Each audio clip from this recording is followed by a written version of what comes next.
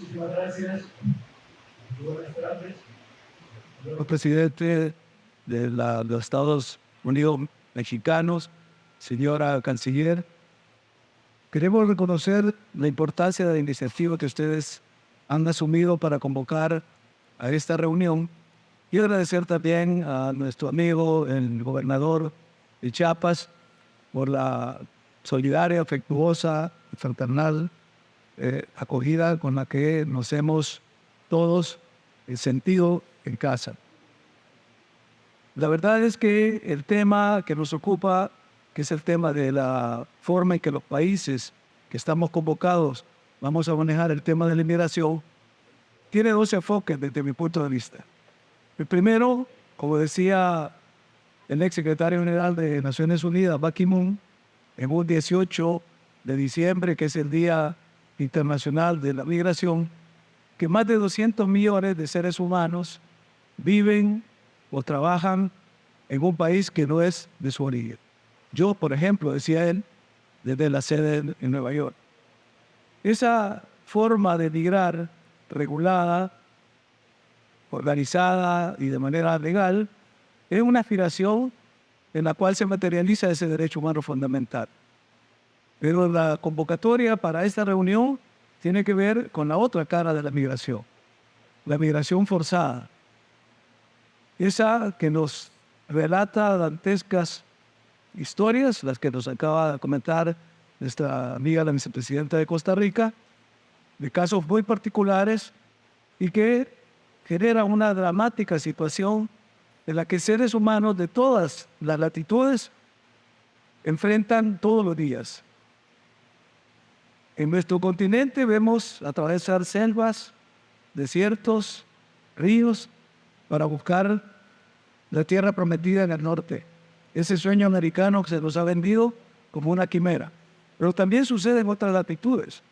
Hemos visto las tragedias de la África subsahariana, las pateras que se hunden en el mar Mediterráneo, o las alambradas que son saltadas en Europa del Este. Es decir, hay una tragedia en la cual hay víctimas y victimarios.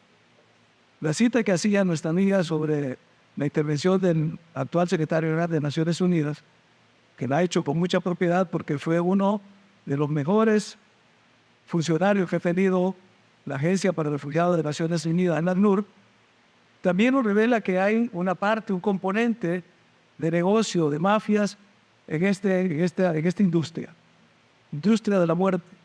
Se anunciaba en esa ocasión por el secretario general Antonio Guterres en 2019 un valor de $150.000 millones como ganancias, como utilidades obtenidas en esta trata de personas.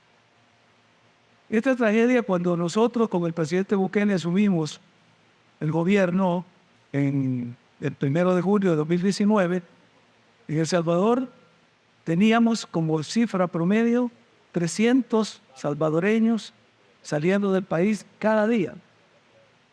Teníamos el deshonroso primer lugar como de los países más violentos del mundo. Hubo un momento en que en El Salvador se asesinaban más de 30 personas cada día. El mes de agosto de 2015 reportó 920 asesinatos. Un periódico inglés, su titular puso San Salvador, la capital mundial del homicidio. Y teníamos ya 3 presidentes, expresidentes, procesados judicialmente por corrupción.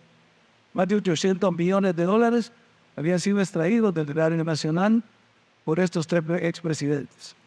Ahora, con el gobierno nuestro, ya hay 2 presidentes más que están siendo procesados por estos mismos años. ¿Qué nos significó eso, panorama, al analizar el fenómeno de la migración en nuestro país y decidir asumirlo como un desafío propio?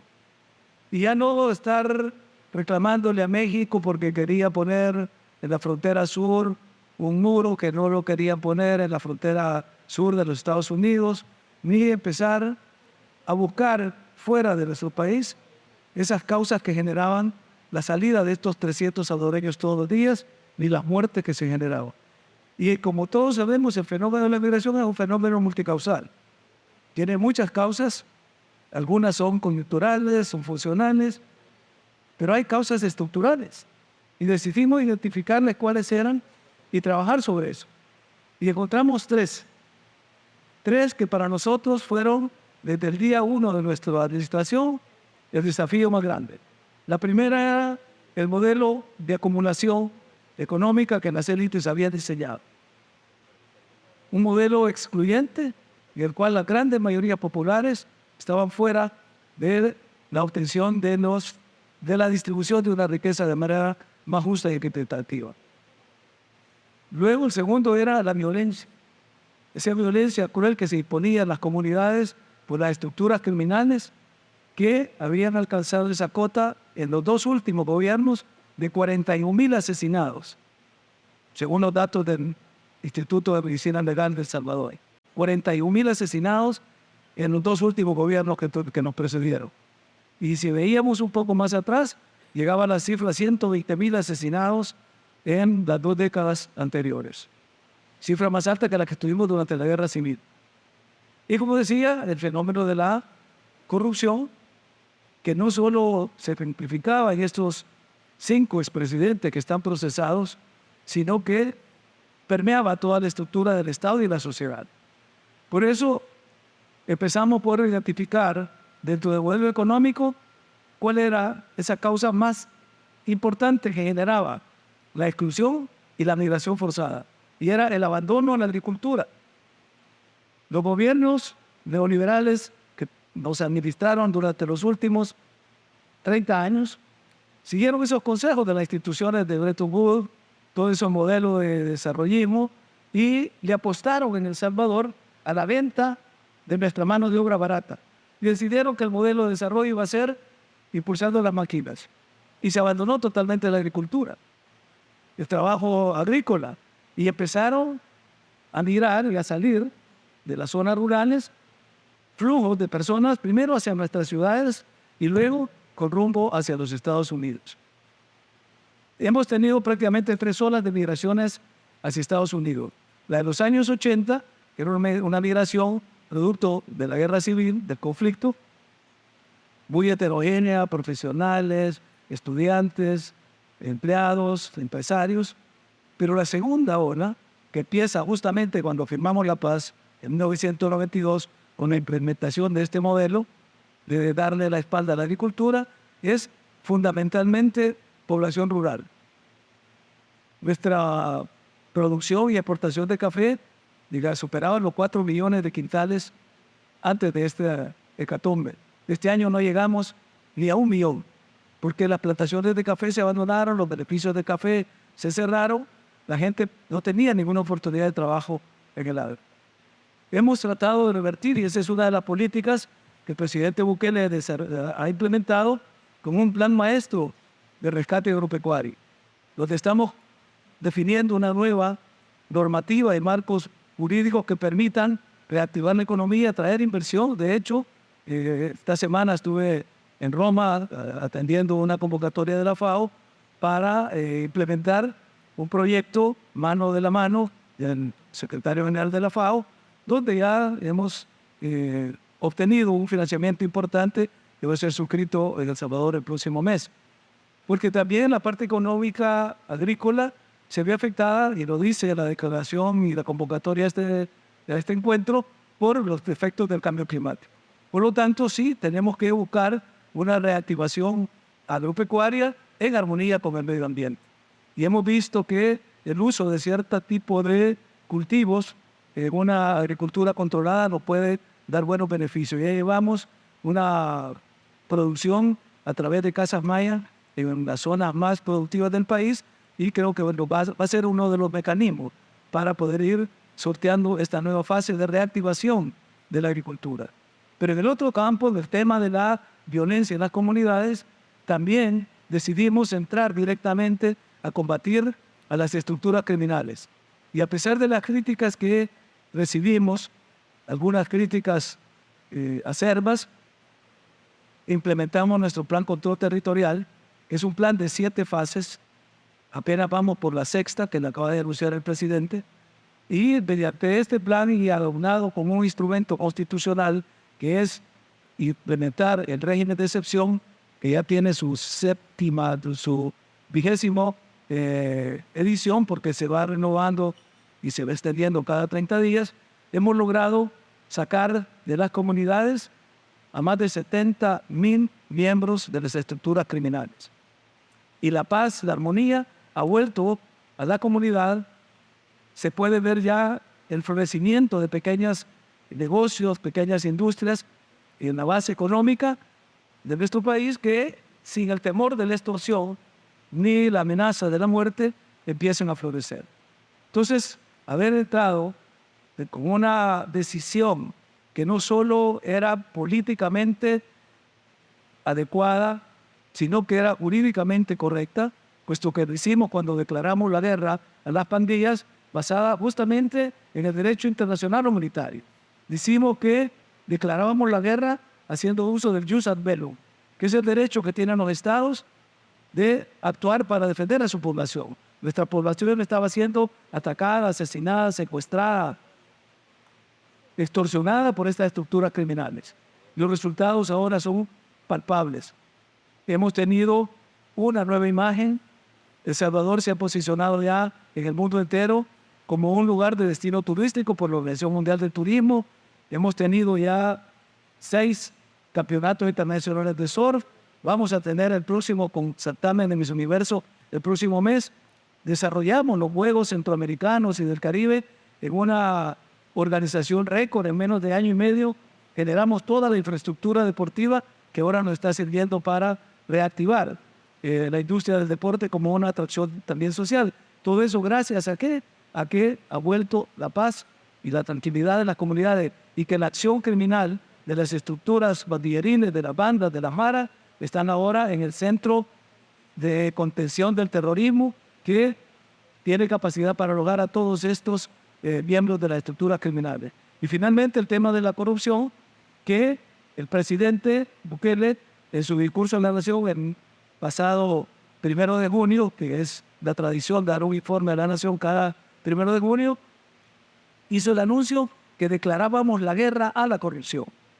Porque cuando estamos en campaña prometimos luchar contra la corrupción. Y hubo un lema que era prácticamente el mantra con el que entramos en la campaña, y era devuelvan lo robado. Ahora estamos obteniendo ya una serie de retornos hacia el patrimonio nacional de estructuras que habían sido beneficiadas por leyes, por medidas legales durante el periodo anterior. Ese día, anunciando el inicio de la guerra contra la corrupción, digo, ustedes no ven acá al señor fiscal de la República, porque en este momento, digo, estamos interviniendo los bienes del expresidente Alfredo Cristiano, primer presidente de la posguerra y el símbolo más grande de la corrupción en el país. El intocable, además. Intocable Alfredo Cristiani. ¿Por qué? Porque cuando declaramos la guerra, la queremos hacer de verdad. Queremos ir a los peces gordos, queremos ir a la cabeza de la corrupción. Porque siempre se tuvo esa idea de que había que combatir la corrupción, se crearon instancias, comisiones, y agarraban 2 o 3 funcionarios de segundo o tercer nivel. Nosotros hemos ido directamente a la fuente de la corrupción. Por eso es que creemos que si estas 3 medidas han funcionado en El Salvador para sacarnos del top 10 de países que tienen migrantes forzados en la frontera sur de Estados Unidos, puede funcionar en cualquier otro país. Nosotros hace 4 años estábamos en el 3er lugar de los países con mayor afluencia a la frontera de Estados Unidos, y hay decenas de miles de solicitudes de refugio, de asilo en Estados Unidos, y todas ellas no son por razones políticas, son por razones de violencia y de amenazas de las maras a estas personas. Ahora tenemos una reducción totalmente considerable, y ya no estamos entre esa lista de los 10 países que tienen mayor número de migrantes. Además, hemos entrado en el proceso que el presidente Bukele llama del retorno, de la migración reversa. Queremos atraer a nuestra diáspora. Ya tenemos, aquí está nuestra viceministra de Diáspora y Movilidad Humana, que tiene datos que podemos compartir con ustedes, de cómo estamos estableciendo toda esta política de movilidad laboral. Estamos consignando ya una cantidad de visas para trabajadores temporales con los Estados Unidos, en Canadá, en España. Próximamente vamos a enviar trabajadores a Qatar, a Italia, bajo programas de migración regular. Y ya no tenemos esa cifra de 2 dígitos diarios con la que recibimos nuestro gobierno de homicidio en el país. Tenemos más de 423 días con 0 homicidios, después de haber sido el país con la más alta tasa de homicidio en el mundo. Entonces, nuestra población migrante ya no es de los 300 salvadoreños que se iban y de los cuales nos retornaban miles semanalmente. La cuota que nos ha puesto México ahora es de 100 retornados. En el último envío apenas habían 30. ¿Por qué? Porque es una forma de cambiar la ecuación de los que migran de manera forzada con los que tienen que retornar, algunos de manera voluntaria y otros de manera forzada. No quisiera terminar esta intervención sin hacer 2 aportaciones. La primera, agradecer al Gobierno de México por los 2 programas con los cuales están participando en este país. Ya los anunciaba nuestra querida amiga Alicia Bárcenas, el programa Sembrando Vidas, con el cual se están beneficiando 10,000 familias vinculadas al agro. Y el otro programa, Jóvenes Construyendo Futuro, y otros 10,000 jóvenes han sido beneficiados con apoyo financiero para su estudio. 2 sectores totalmente vulnerables y que eran prácticamente fuentes de la migración. Las personas que vivían en el agro, en el campo, y que no tenían oportunidades, el programa Sembrando Vidas trata de eso. Y el otro, los jóvenes, que el mayor flujo de migrantes que teníamos era de jóvenes. Los niños que no trabajaban ni estudiaban y que además eran el objetivo de las pandillas para su reclutamiento, y de los 41,000 asesinados, el 80% eran jóvenes. Entonces, gracias a México por ese apoyo y esperamos que el anuncio de que se va a continuar y se va a duplicar la cuota, esperamos que sea pronto. Y la segunda y la última es que en junio de 2019 nos reunimos en San Pedro Sula, los 8 países del SICA, más Colombia y México, que formamos el mecanismo Mesoamérica. Y en esa ocasión se le pidió a la CEFAL, estaba nuestra amiga Alicia Bárcenas dirigiendo esta entidad, que nos elaborara un plan para tratar de detener la migración, ya no con muros, ni con policías, ni con acciones coactivas, sino con mecanismos de desarrollo en los 3 países del norte de Centroamérica, Guatemala, Honduras, El Salvador, y los estados del sur sureste de México. Por eso me alegra ver aquí a los gobernadores de Michoacán, de Tabasco, de Veracruz, porque es esa zona que es Mesoamérica, es la zona maya.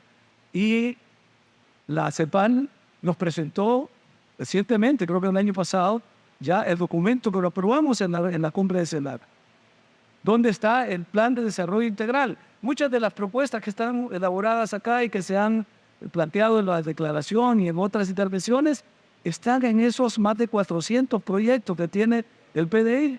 Entonces, no sigamos haciendo más estudios, ni más documentos, ni más declaraciones de buena voluntad, ni discursos. Tenemos un instrumento, tenemos un documento, está validado, fue aprobado a nivel de la CELAC.